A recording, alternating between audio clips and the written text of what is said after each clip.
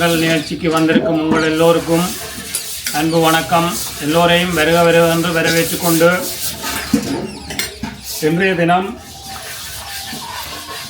வைகாசி மாதம் 10ஆம் தேதி 2026ஆம் ஆண்டு பிறந்தநாள் விழா காணும் செல்வி ஜீவகுமார் மித்ரா அவர்களின் பிறந்த நாளை முன்னிட்டு செல்வி மித்ரா அவர்கள் சகல செல்வங்களும் பெற்று இறையருள், அருட்செல்வம், பொருட்செல்வம் போன்ற சகல வளமான செல்வங்கள் எல்லாம் பெற்று நீடோழி வாழ்கவென வாழ்த்தி எங்கள் எல்லோரும் சார்பில் வாழ்த்தி வணங்குகிறோம்.